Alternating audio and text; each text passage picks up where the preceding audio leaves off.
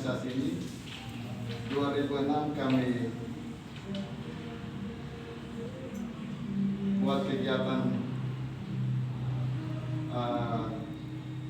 seminar sehari menghadirkan para ahli dan tokoh sabu di Kupang dengan judul mencari format pembangunan sabu. Maka dari forum besar itu melahirkan satu ide besar bahwa Sabu harus jadi kabupaten, dan berdasarkan ide Permasa itu hari ini Kabupaten Saburai Jua sudah jadi. Itu artinya Permasa membuat perubahan.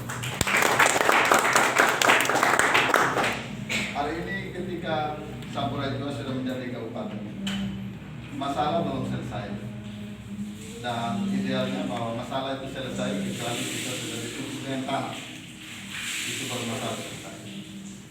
Karena itu harapan saya di pengurus baru, memang adik-adik kurang beruntung karena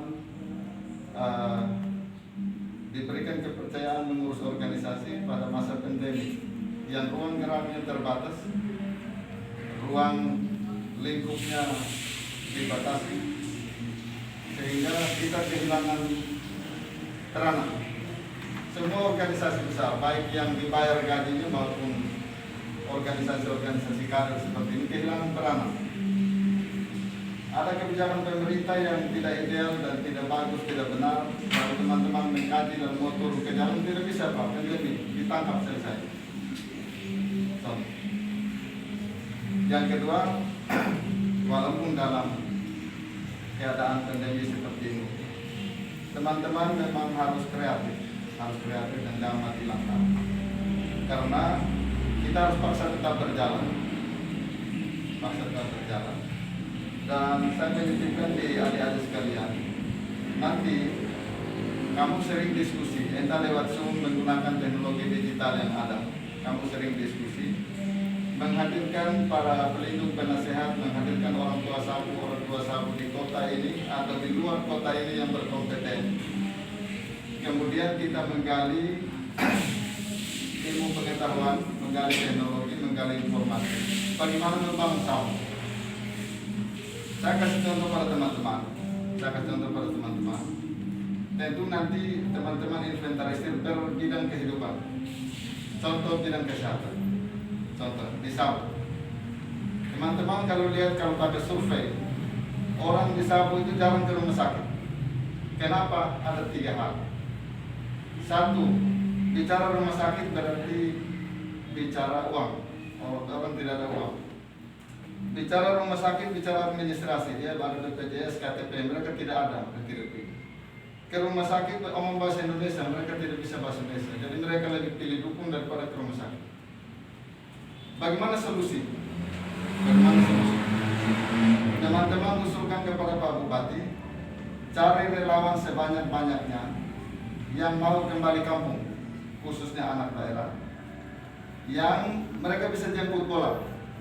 Contoh, mereka bisa jemput bola. Orang sakit di rumah, mereka tidak pakai jam kantor. Dengar sakit di mana, dia ada telepon ke rumah sakit ke mereka pergi bawa tas obat, disuntik di rumah, dia sembuh. Malah di sana makan daging ayam bisa. Dan mereka nyaman sekali. Orang-orang kita nyaman sekali. Kemudian minta Pak Bupati buka pos pengaduan lewat line, lewat HP. Siapa yang petugas yang ada di puskesmas atau rumah sakit yang ada, yang pergerakan tidak sesuai dengan roh yang tadi, lapor Pak Bupati, besok dicopot. Maka bidan, perawat, dokter yang tidak sesuai dengan pelayanan publik yang tadi, besok dicopot. Ganti dengan orang-orang yang mau bekerja untuk Saburai Jua. Bisa. Satu. Yang kedua, misalnya air bersih. Air bersih di Kupang 70.000, di Sabu 400.000. Tolangin dengan bumi. Di sana 400.000, 250.000, 300.000, di sini 70.000. Yang mereka beli, namanya takut mati beli airnya. Tapi pasti mereka susah, karena pendapatan per kapita kecil. Pasti mereka susah. Dengan keterbatasan SDM, air satu tangki yang tadi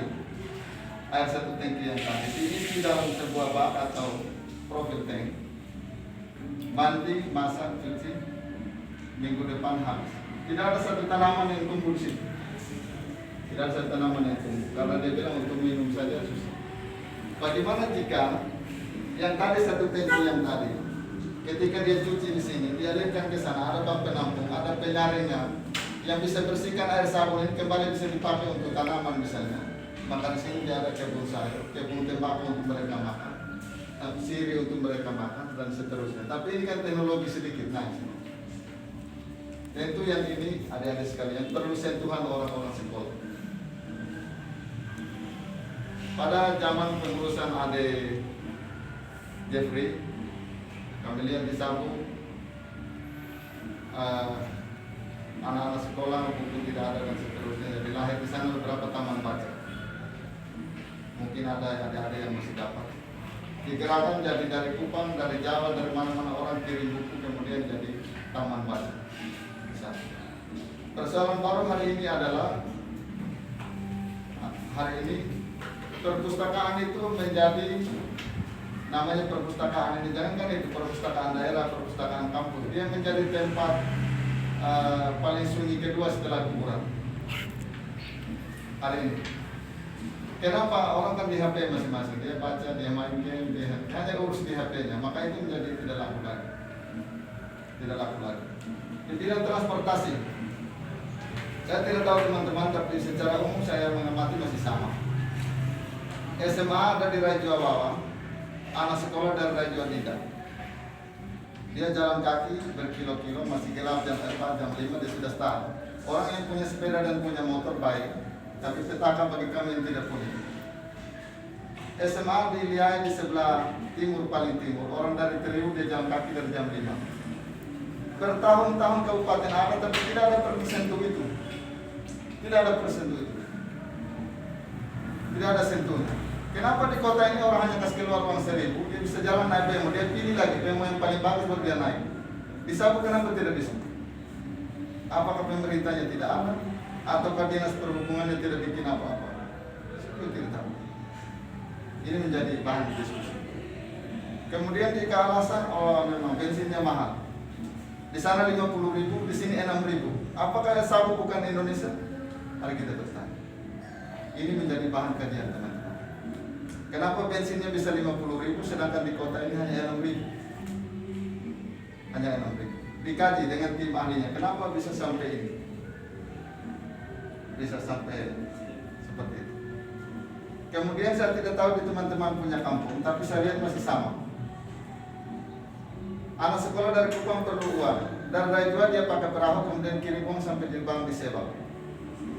Dari Liai dia perlu uang lagi sekitar 100.000 karena dia untuk pergi dia isi bensin 2 liter. Pulang bensin itu habis lagi dan kira-kira 100.000. Baru dia di bank di Sebang kemudian kirim uang untuk orang di Kupang. Padahal itu sebenarnya sudah gampang.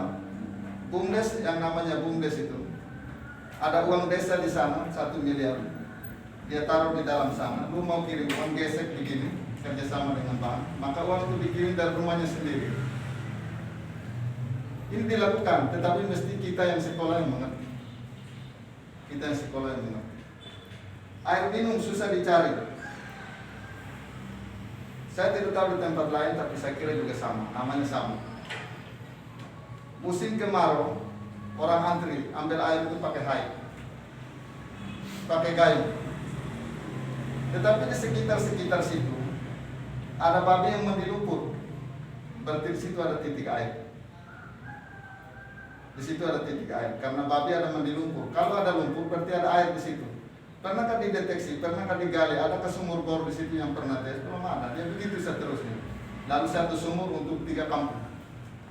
Sampai hari ini.